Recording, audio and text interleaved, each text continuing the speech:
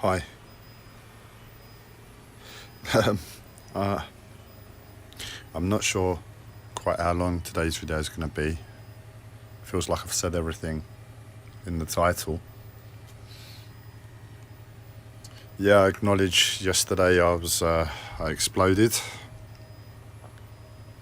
I expressed some things I wasn't planning to express.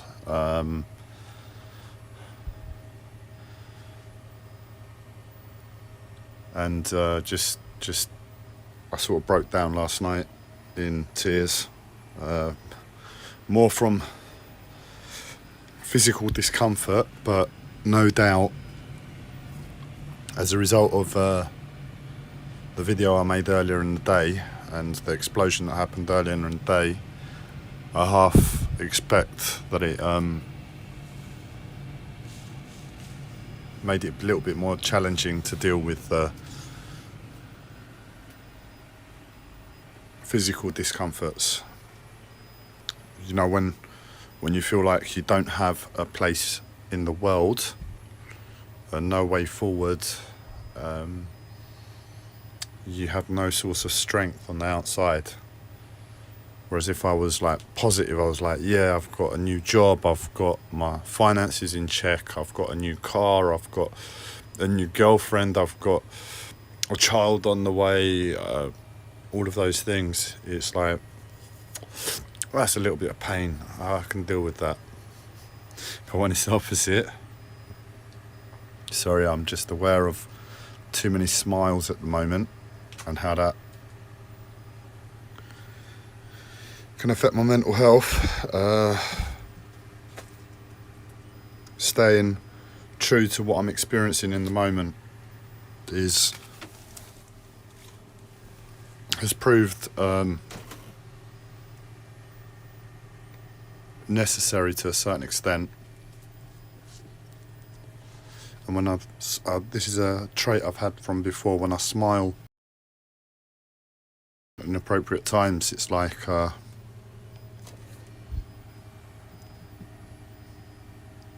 I'm normally hiding pain and normally hiding discomfort. And my mental health, as far as I can tell, has made circumstances such that it's not really appropriate to be that way anymore. So yeah, when you don't have things going for you, and there's no external strength,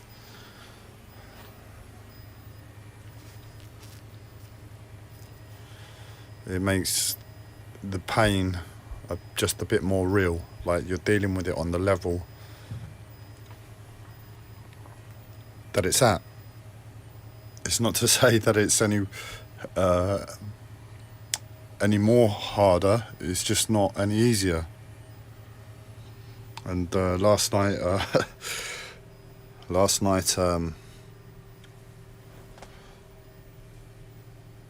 it just showed that. And I guess I'm finding the balance between reality of my life, of where I am, of what I see in the world, which is all a bit depressing,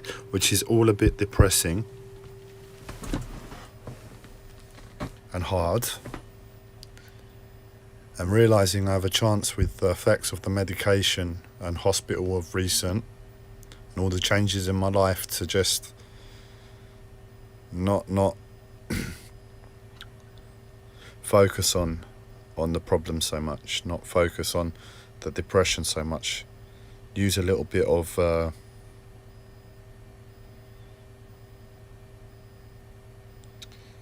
outside, use a little bit of the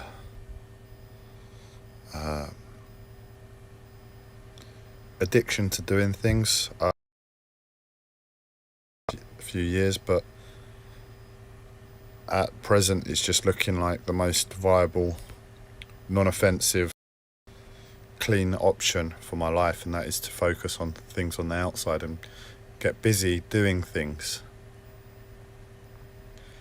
And I'm just finding the balance there to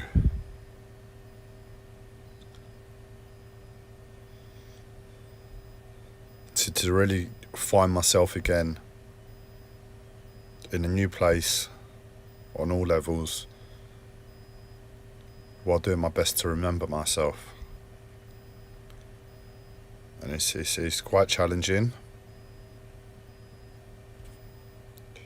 and it's easy because I've woken up today and it's like my memory's been wiped. I've had the Men in Black overnight, and they've wiped my memory, and I can't really connect right now in the present moment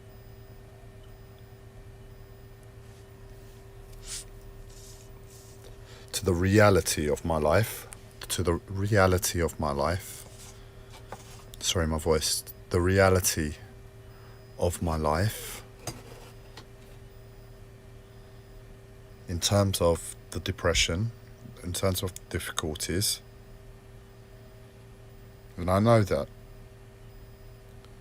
And I just have to keep it there in the background constantly and do nothing more than just be aware of it whilst I progress and persist with life, with tasks, with chores, to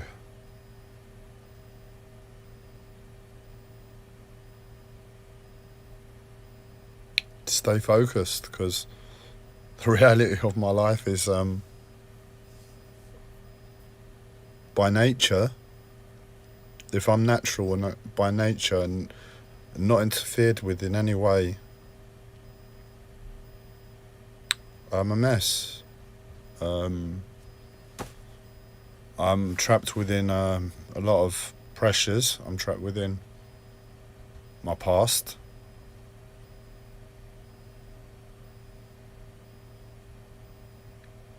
And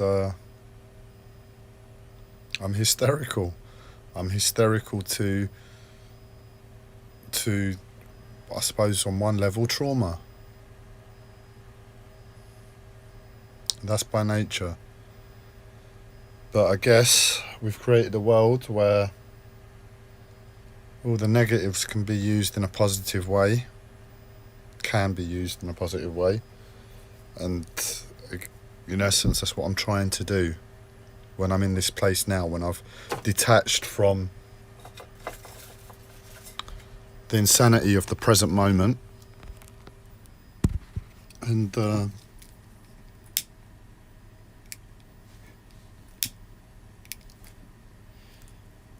try to consciously get lost within things, but maintain that balance where I'm not too lost.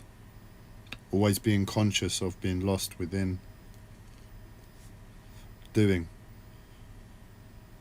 because I could end up there for the rest of my life, just getting lost in doing things, and then quite easily in 20-30 years I could turn around and say, bloody hell, I've just wasted 20-30 years on some trauma I had when I was 35 and I couldn't deal with.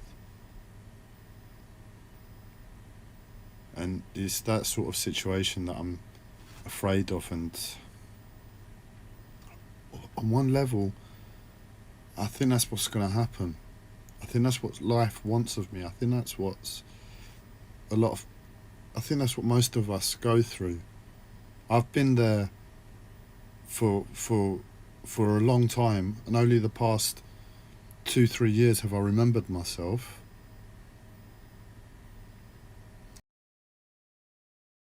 Quite easily what you all go through, because I've been through that, and I've been there most of my life, possibly more than you all.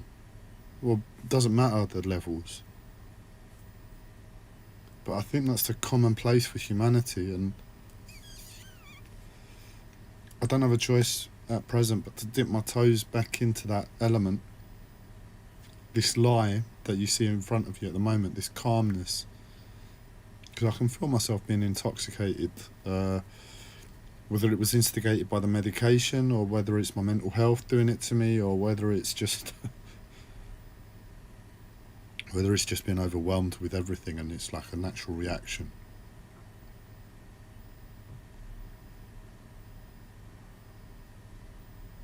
But I have to dip my toe back into the water of trying to live life whilst I am a lie, because in truth is a bit, I don't want to use the word, it's very depressive, but dead. I am dead. I am dead to the world. I am dead to life.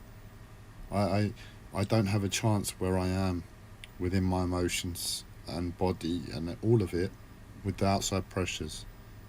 It's too much for a human. It's too much for this human. I'm sure a lot of you are stronger in other ways, but you have to find the balance, and that I go as far as saying there are very few human beings that I believe can maintain that balance. So a lot of us would be dead to my life under my circumstance. Not everybody.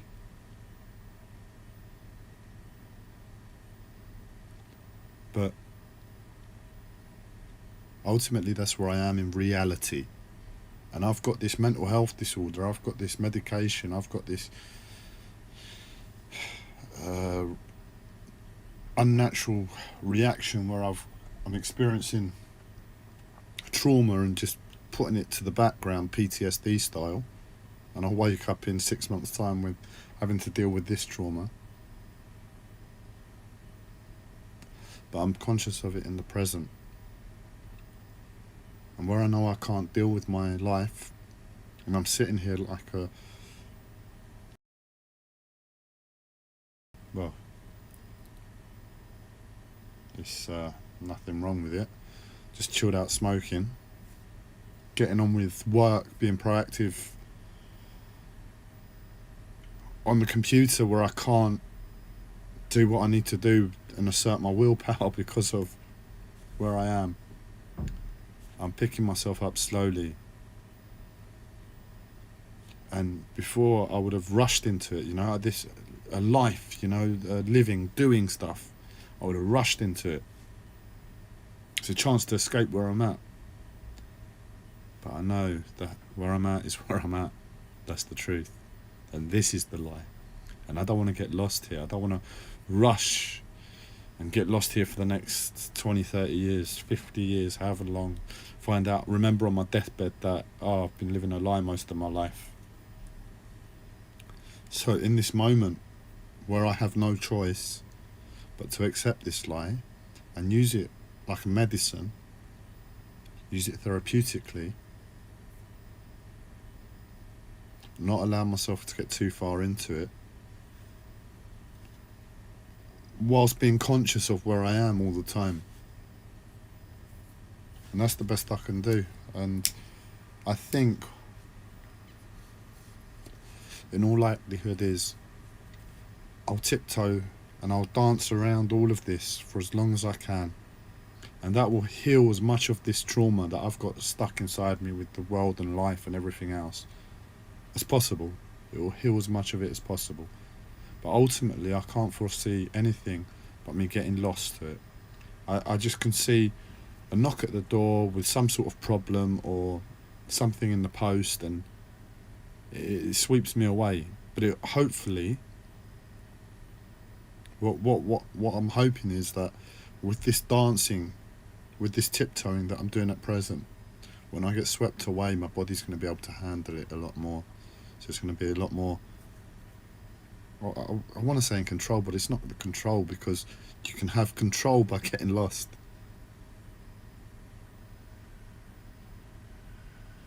It's more for life in the moment, for health. If I'm an alternative therapist by trade.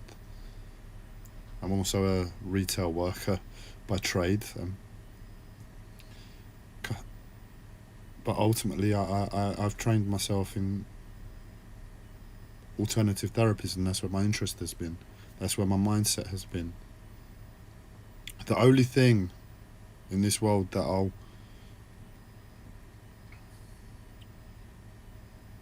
I'll put in front of money, which is basically pure survival, is health. I will spend money on health, because what's the point of money if you don't have health? And you can maintain a level of health within that. But that's my viewpoint, and that's where I am. My predominance in this world, in this life, is health. So I'm going to tiptoe, I'm going to try and stay as healthy as possible within this unhealthy situation.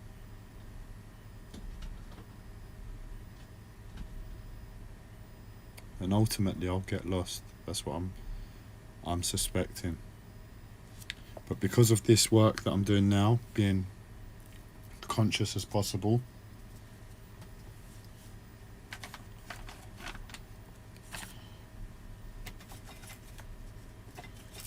of what my actions are when I get lost,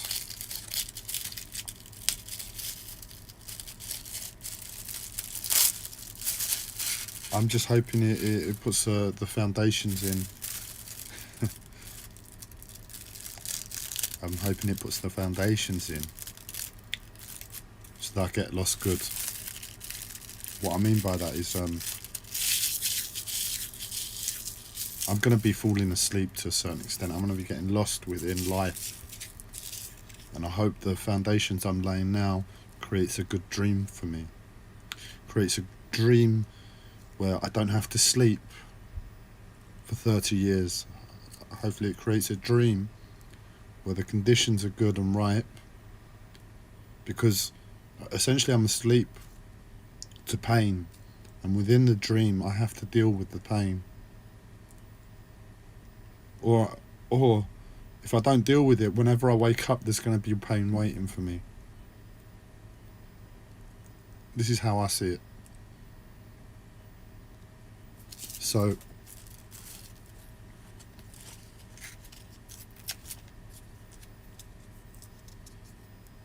I hope the energy I'm putting in now, trying to deal with as much of the pain and circumstance as possible, remaining as conscious as I can, when I fall asleep it will only be for a year, and or the circumstances of the dream will run perfectly, like as harmonious as possible, given that you're asleep because of pain and you're asleep to work on a different level.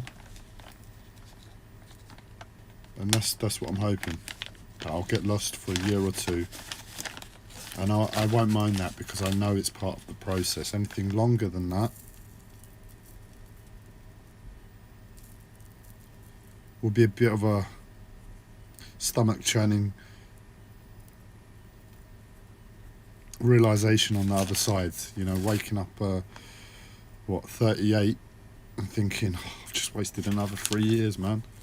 Whereas I could wake up at 37 and think, no, I've known where I've been, and yeah, I'm 2 years older, but because I've known the circumstance, and life isn't always the way we want, for some reason taking it being at a 2-year level is stomachable at life, is digestible to think, okay, I've lived my life and I've done something different that I didn't want to do in the first instance, but I've been weak and that's where life has put me, and I've done it for 2 years.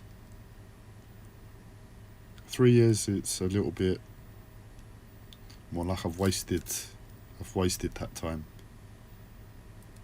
But it's the challenge is on me.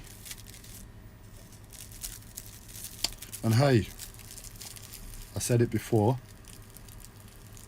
that when you're lucid dreaming, being awake within your dream, if anybody's experienced that, and you get a bit scared,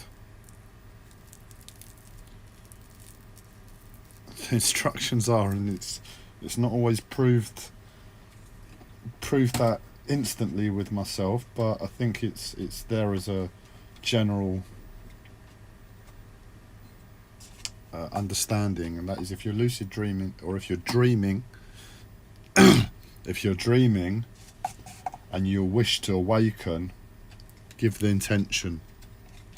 Just give the intention. Scream it if you need to wake up.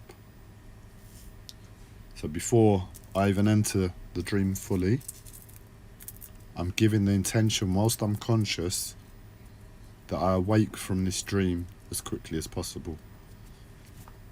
And in an ideal world, I'll dance this dance to the nth degree and I won't fall asleep.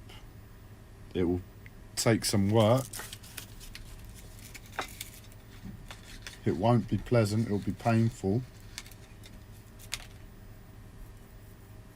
But in 2 years' time, in 3 years' time, I can look back and say, effing hell, the last 3 years have been mad, they've been hard.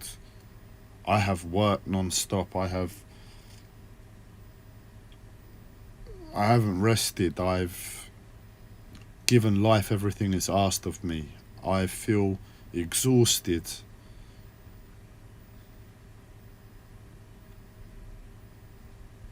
I haven't got anything left. I'm depleted. I don't really have anything to show for it.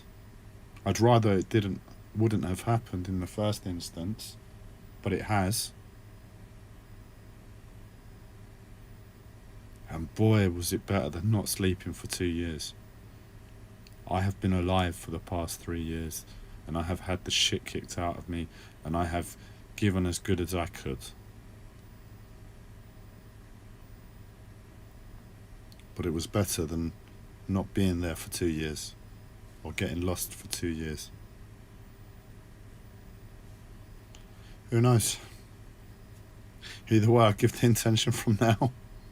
Either way, I give the intention from now. If I fall asleep and I get lost, I give the intention to wake up as soon as possible and become conscious of me being lost and what life really is.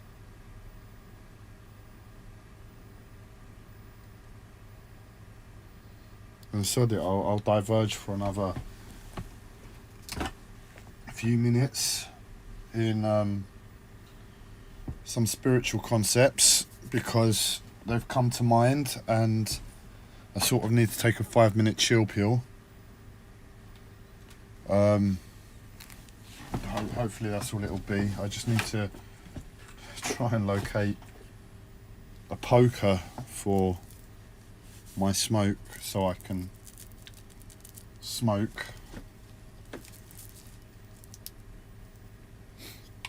I'm a bit anal about poking down the contents. I don't know why, because I don't really know smoking. And that's what my friends used to do when I was younger. And I think I just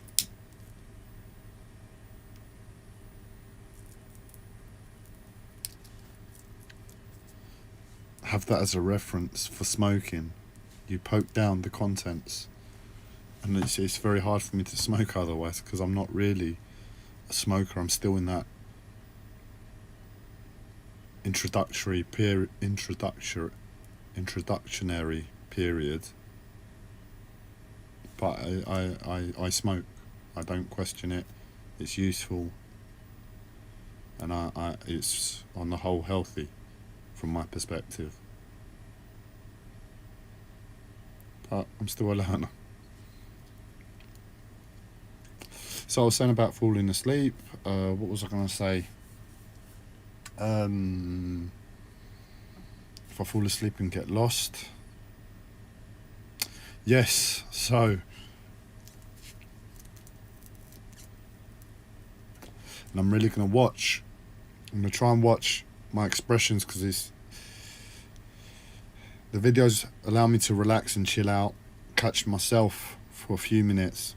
But I'm aware I'm still very smiley and very expressive and very joyous, and I need to bring that back into check. And I'll try and do that over the next few minutes.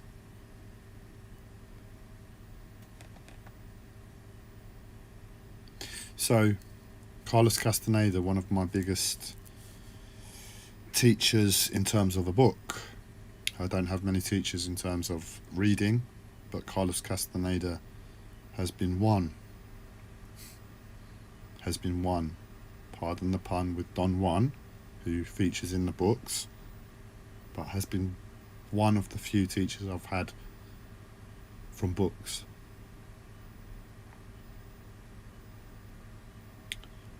I read those books and I ate those books like food. In it, he talks about the tonal and the nagual. And my understanding is there are two aspects to life, two ways to live life. Like what I have, where I've been for the past maybe 2-3 years, I've been living in the nagual, which is like a natural state, but it's infinite. It's like you could get lost there for all eternity with nothingness. But that's where you want to be, in my understanding.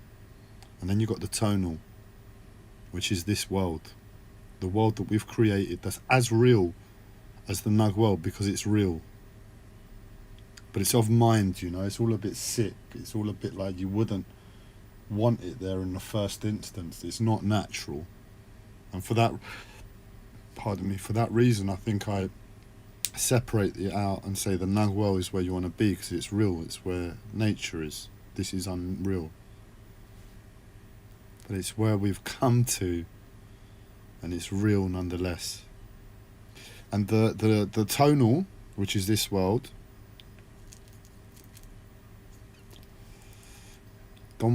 Carlos Castaneda writes about when Don Juan was teaching him about these aspects, and when he was teaching him about the tonal, Don Juan, a wacky Indian, basically a shaman, so he normally went around in his normal garb, I presume. But in this segment of the book, he made a point of saying Don Juan, when he turned up, was wearing a suit, and he was on point. And the way I see it is like the epitome of being on point in this world, before it started to get a bit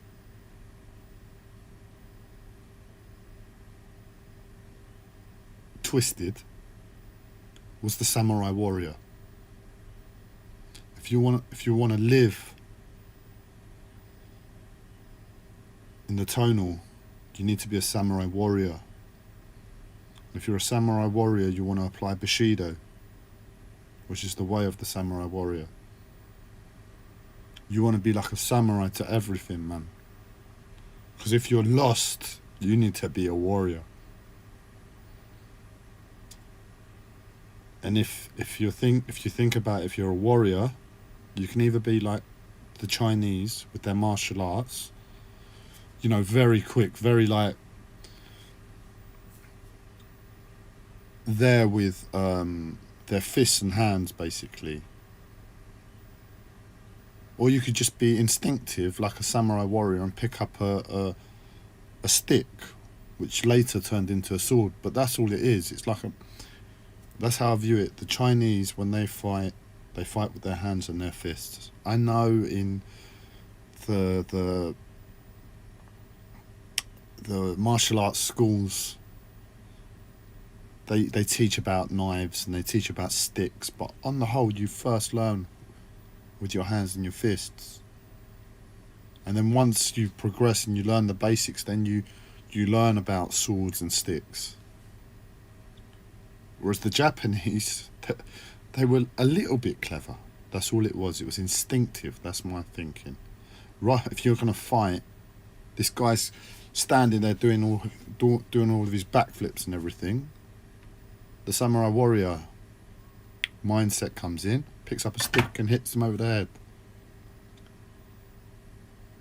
And it's as far as we can go in reality of terms of fighting within our own means, before it becomes a mental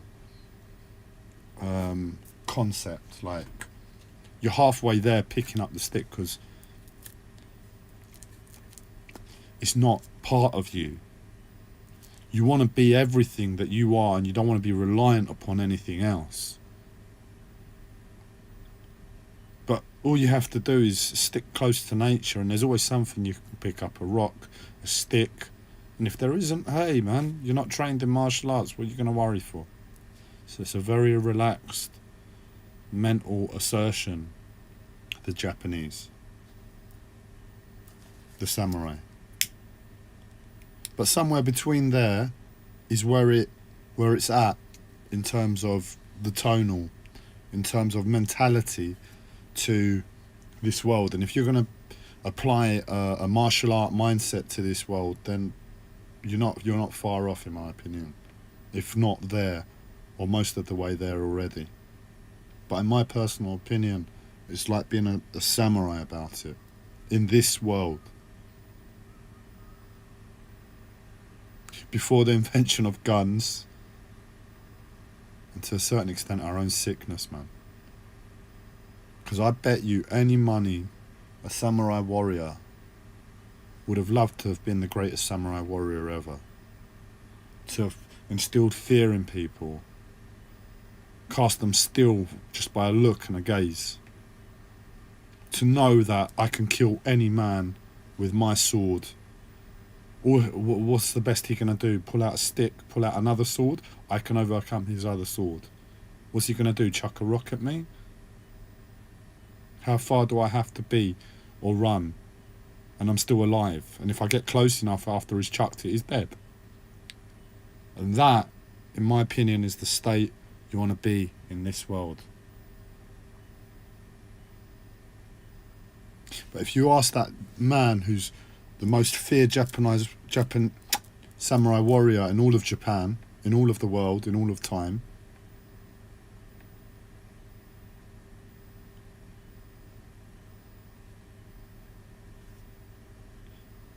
how many people would you like to kill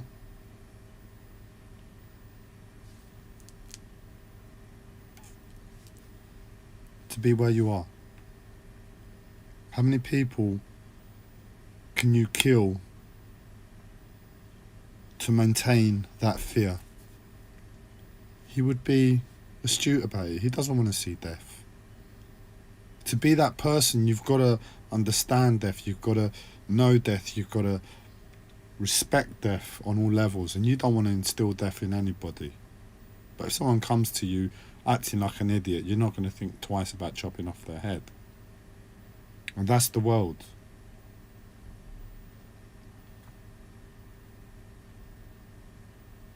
But with the invention of guns, bullets, we soon turn to bombs. And we soon turn to automatic rifles very, very quickly, you know? The big old crankshaft automatic guns that I can't imagine it was exactly the same time, but The Last Samurai, the film, that's what they had. And if it wasn't there killing the last samurai, it wouldn't have been shortly after when that was invented. So one man is standing there with this machine,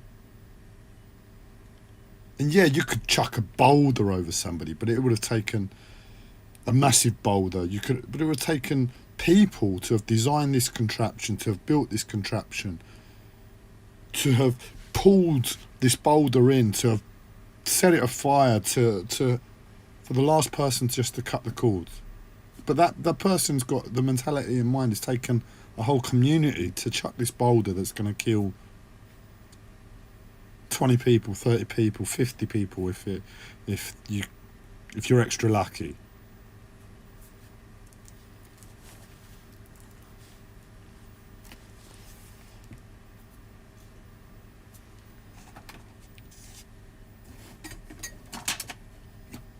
But with the invention of this gun, for the first time in history, as far as I can tell, unless you're a sorcerer who can put a spell on a few thousand people, which is a different thing altogether, you're one man with a machine, and there, near instantly, your action is causing instant death. Yes, other people have designed it, but it's bullet for bullet. You're killing. You're seeing people go down in front of you as a result of your actions. And you can carry that machine, you can buy that machine, and you can own that machine. And you might have to carry it around on a set of wheels, but it's yours. Who's going to own a bloody catapult that can take out 50 people? Not a lot of people. So I see the invention of the gun as when we got a bit sick, because who in their right mind would want to instill that much power in the world where they can take out 50 people, 100 people, 200 people, depending upon the war, 1,000 people if it's a really bad war, in the space of a day, 2 days, 3 days work, and be no more feared than the man standing next to you because he's on the same side, and that's all that matters. You're not the most feared man in all of Europe or America where the gun was invented. You're a feared man who committed an atrocity. And if you're honest with yourself, who can live with that mindset? And that's where the tonal became sick.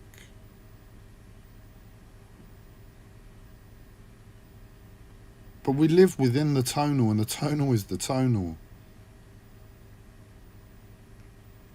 And it demands something of us. And the last place where we got was the samurai warrior. You want to be like a effing samurai, man. And that's where I'm going to have to be from all my recent Nagwell-like, chilled out state that might have come across in all of the madness going on. I'm going to aim to have to be like a samurai.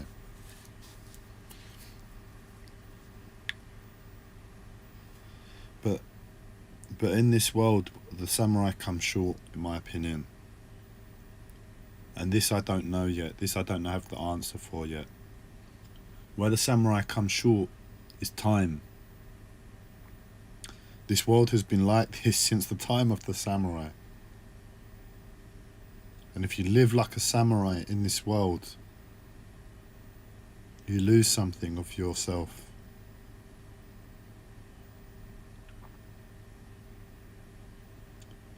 So this impossible challenge I have of dancing and tiptoeing and using proactiveness, the samurai aspect,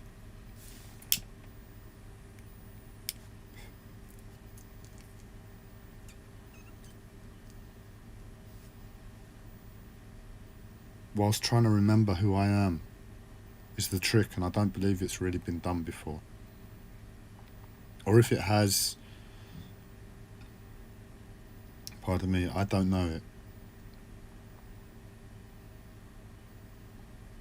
So I was saying, the samurai, their biggest fooling is time.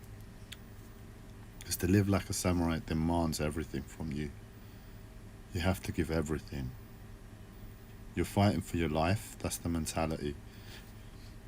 From TV and movies only. If you look at the way the Japanese lived around that time in the communities of the samurai, it's a very work-like mentality, and you relax to that mentality, but it's all work. And the joy, the relaxation, true relaxation, that you're not fighting first,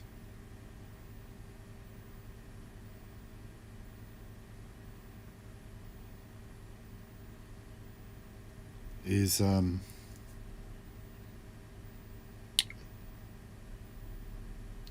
it's priceless. You need to have that, in my opinion, because I think that's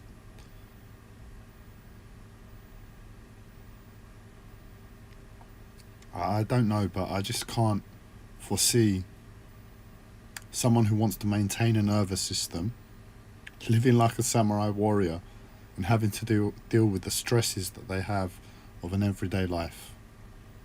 There's something not quite conjunct with it. It's not quite right. The stresses on them would be of the mind now. The mental stresses. And a samurai warrior is all about life. Stress and pressures of life. And when you start to get a bit, what do you mean I have to call the benefits number to register my benefits, and I've got to wait on the phone for 45 minutes to then find out my benefits have been stopped? How am I going to feed myself when I can't go out and hunt anymore because it's against the law? What am I going to do? You have to be a samurai. And you realise the food that you need to maintain that energy, that tone, is dependent upon money. And you have to apply a new way of being a samurai, because you have to earn money now. And in this world, the samurai isn't appreciated as much as it's dependent on ourselves to live there. Nobody in this world gives a toss about a samurai. They want you to be fickle and light-hearted and airy-fairy and, oh, don't stress, Andreas, don't stress, samurai.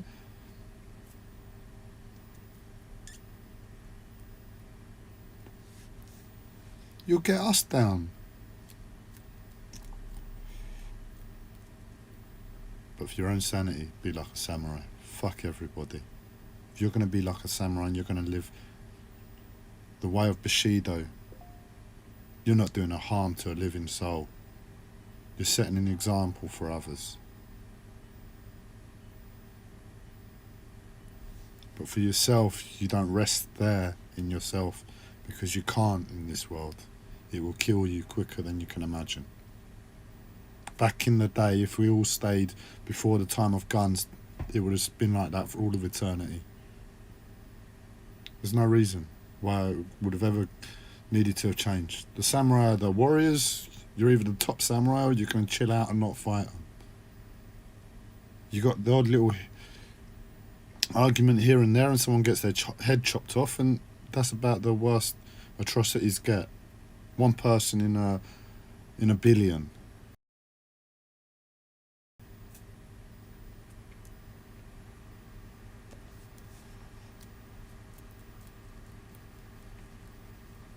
And I know I've got a weak nervous system because I've tried to be instinctively a samurai my whole life. That's who I am. And I've fried my own nervous system. I've fried my own nervous system living in this world, trying to live as we should to this world. That's how I see it. But I've had 35 years of living here. I feel beaten beyond anything, and you want me to be a samurai again, I don't feel like I can. But that's what life is telling me and demanding of me. It's saying, Andreas, you're going to be a samurai now. No choice. And I'm like, right, okay, I've got to be a samurai. But I have to learn my lessons. I'm not going to make the same mistakes. And I'm coming from a place where I've been in the Nag well for the past 2-3 years, and I found peace there until this world took it away from me. The outside took it away. So my challenge is to make that tiptoeing, and this is our challenge, all of our challenge. Now we're in lockdown, we're all in the bloody Nag world to a certain extent. If we could snap out of that work-like mentality, and I'm hoping a lot of you've found some peace with your lives at home.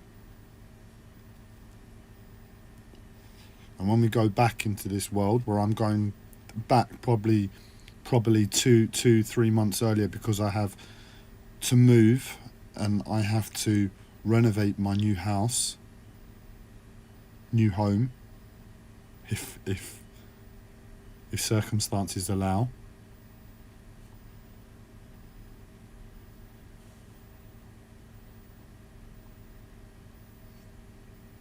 We go back and we don't forget the peace that we had during lockdown. The rest that we had during lockdown, the time that we had during lockdown, and we go back and we become samurais. Because for the UK with Brexit on top of this is going to really have impacted the economy, and we need to be samurais about life and survival and earning. For the rest of the world, we can all do with upping our game and becoming samurais too. Taking on that mentality for where we have it easy in the world. The West, we can all take on that mentality. And where we don't have it easy in the world, like I'm getting a slap round my face now when I shouldn't, those who have less than us could do with this mentality to get themselves out of their pickle when we should be helping them. Until we can sort our own heads out, sort our own lives out, and turn around and say, right, we're in control, we're samurais now. There's people in this part of the world, the other part of the world, that need help. We can help. But it's a cold life in this world. There's no community in this world. And my understanding is, from my perspective, the way that balances out is to remember that peace, the peace being nature. The way we would have behaved when we had peace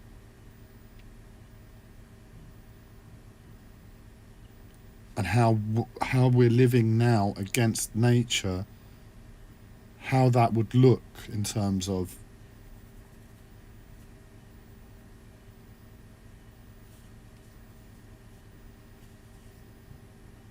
an abnormality to our physical body, to our humanness, to our lives. In other words, all the stress that we're taking on now, when we should be relaxing and chilling, like each of us should be living like a god. We're given this massive honour of having a physical body on this beautiful planet. We should be living like gods. We should be living like by nature, and nature has enough abundance for all of us to live that way. We shouldn't be fighting each other, thinking about money and jobs and work and all of this sickness.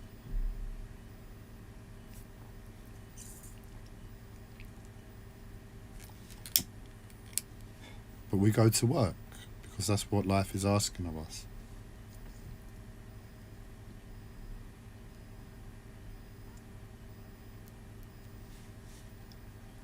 And when we're there, we remember the sickness as much as we can. We remember life in what it should be like, and we're aware of the damage we're causing ourselves and others. And that's all we need to do. We just keep that in mind, go back and live our lives. And we're all going to have different propensities, I think is the word, where different levels of adaptability and change given our past, given our personalities, given what we know and have learned. Some will be able to change quicker, some will be able to have to take it a bit slower.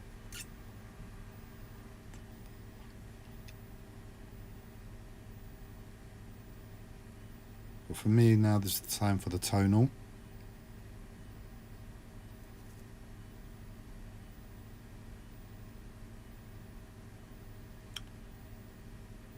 And I need to carry the Nagual on my back into it.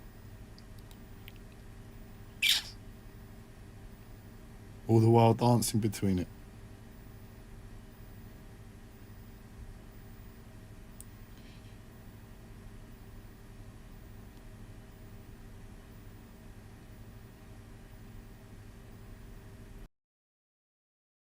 Allowing me to distract myself from my pain for an hour. Thank you to my therapist who I had a session with today to help put things in perspective just a little bit, that appeased my anxieties coming from this place of the nag well, like I've expressed, and having chill, taking on all the stresses on your shoulders, but life is chill first. To enter in, life is stressed first.